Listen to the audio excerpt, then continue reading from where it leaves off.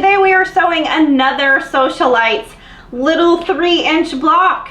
This one's going to be lots of fun. I remember the first time that I sewed this with the wild honey for the Fat Quarter Shop, probably almost a year ago now. I thought, oh, these are going to be hard, and it really wasn't that hard. So we're going to have lots of fun making this. It's basically one square, and then you're going to fold 2 squares over the top and fold it over, and then another one on either corner. So I don't think it'll be too hard, and it's pretty cute. I really like this block. So we're going to go ahead and work on that today.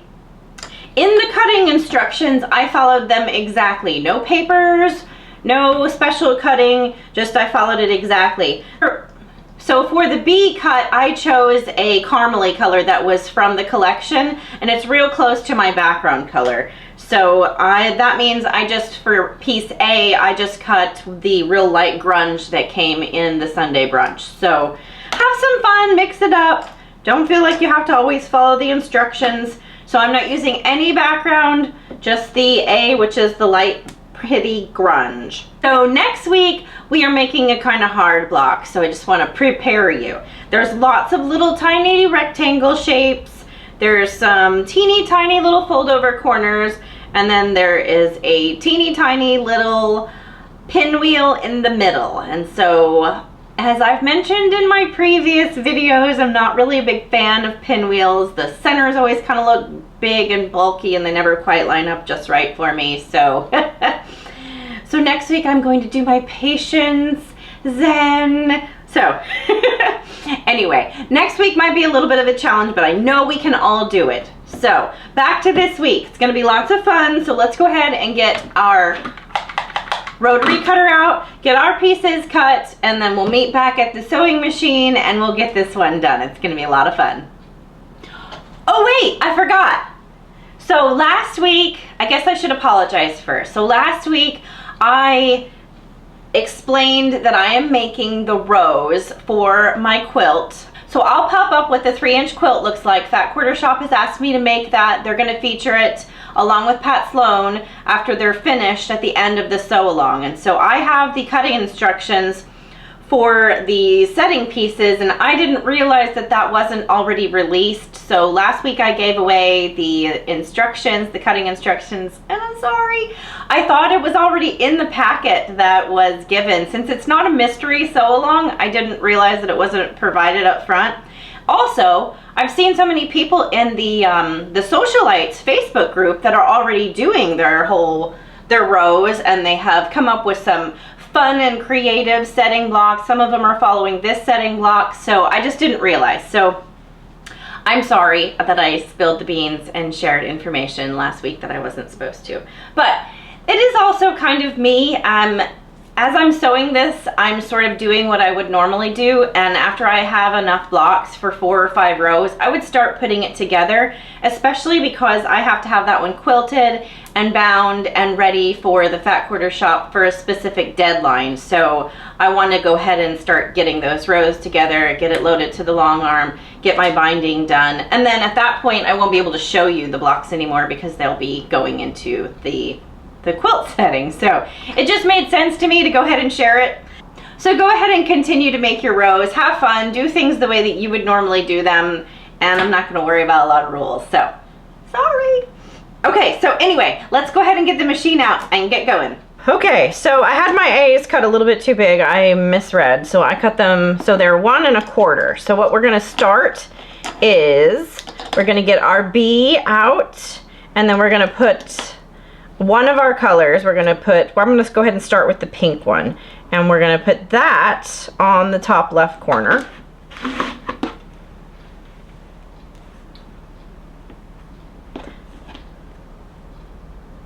And then we are going to sew from corner to corner. So I'm going to go ahead and mark my corners.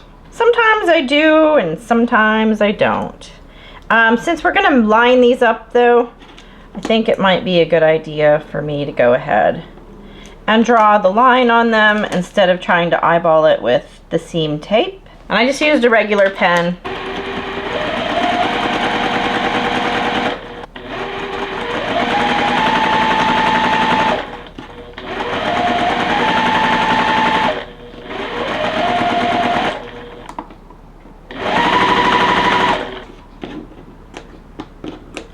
Okay, so those are going to fold over like that.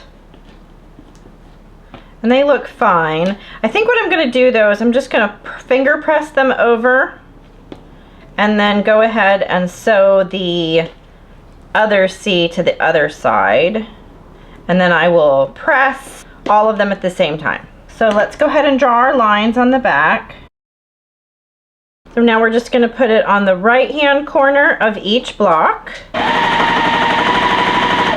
And as I've mentioned in previous videos, I always sew on the inside of the line, not directly on it, just so that it gives me just that tiny, tiny bit to fold over.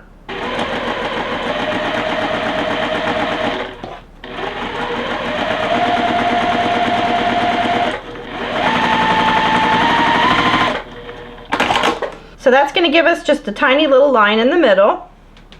And so that's what you see in these. And they look great, so I'm going to go ahead and trim and press.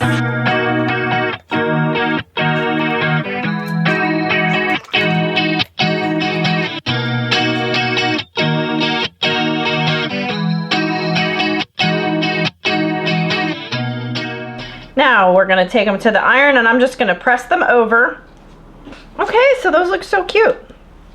So now that we have done that, we have the stripe down the middle and the color on either side, and now we're going to add the A to both sides. Okay, since these are only 1 1/4, I am not going to draw the lines on these. It doesn't matter which corner you start with, just go ahead and put it on one of the corners and then sew from corner to corner.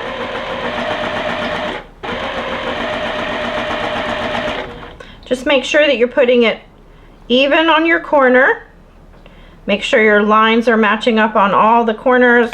Hold it and then follow your red line.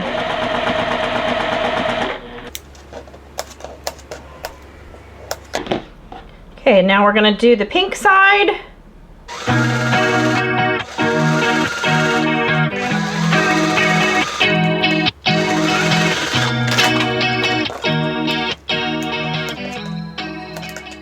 Okay, so I'm going to go ahead and fold them over and make sure I didn't do anything really silly, and they look fine. So let's go ahead and trim them. Okay, so I'm going to just continue to press over, and let's go press all those. So we want the pink going on the outside here, the pink going on the inside there, and then the pink on the outside, and the pink on the inside.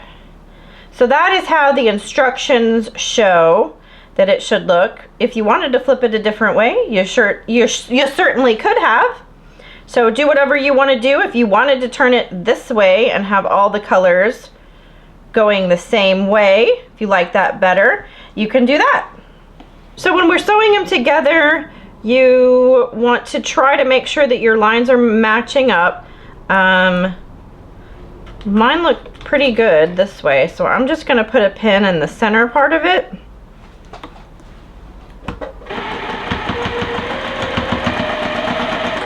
Now we'll see how we did. So mine are not lining up very well. My right side should go up a little bit. So when I started, my top one is pushed down just a little bit. So I'm going to go ahead and seam rip. And when I seam rip, I always try to pull off all my threads and then press and kind of start over. All right, so now let's make sure I'm doing it right. So I'm going to fold it over and I'm going to try to get my backgrounds together right there. And then I'm going to flip it around and make sure that my background is the same on the other side. And then we'll see what that does. So I can fold it over and I can kind of see where my pieces line up. I think it's going to be okay.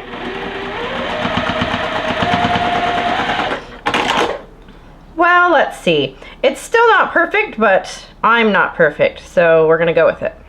We're going to press them open. So I might mention that it might be a little bit easier if you take your blocks and kind of trim them up right now. Let's do that on this bottom part and see. It's just tiny, tiny bit of trimming from that last fold over corner. see if that helps us match up our lines a little bit more.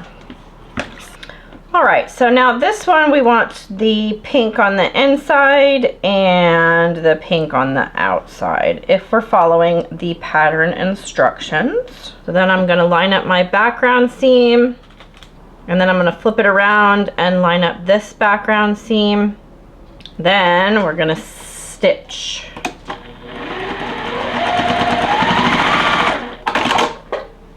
Now those line up much better, so trimming it down perfectly before sewing it together is probably the right thing to do. Okay, so now we have these two, and I'm going to line up my center seams, the pin, and then pin this one also.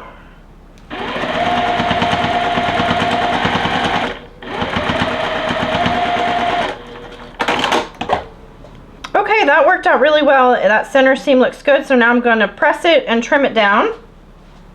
So the trimmed one definitely lined up better, so go ahead and trim it. And that is really sweet.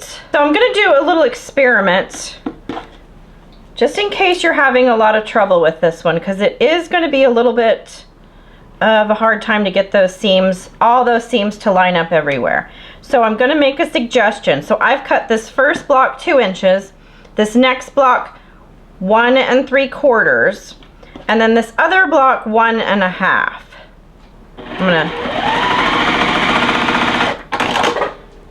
And then you're gonna fold that one over. Then you're gonna put the 1 1/2 inch one over the side. And then you're gonna fold that one over. And if you deliberately make your pieces off center, then you won't have anything to line up. So I'll show you what I mean. So now on this one, let's cut this middle piece 2 inches, and then let's do this one 1 3/4, and then let's do this one 1 1/2. So this is our 2 inch, this is our 1 3/4 inch,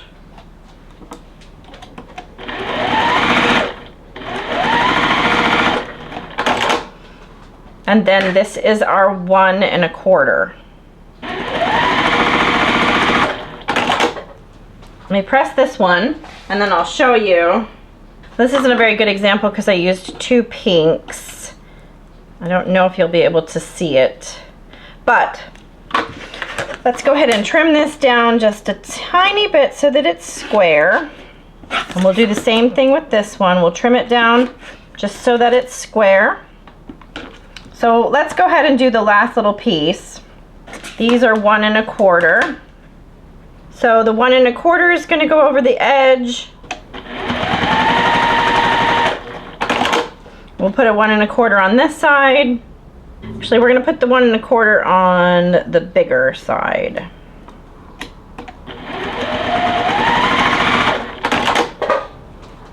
So then we're going to press these, and then on the other 2 corners you could make them 1 inch if you wanted.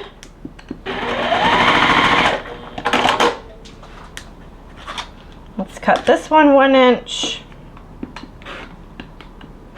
Put this over this other corner. So my point to all of this, so if you start off with the 2 inch in the middle, and then you sew different pieces on different sizes in different places, you still have the same 2 inch square. So it's still going to remain the same pattern, but you won't have any points to match up if you make them all different. So if you're having a really hard time getting your lines to match up, just go ahead and cut the pieces so that they're deliberately very different. Then you won't have your lines that are almost matching. They're very clearly not matching, and so it won't really matter.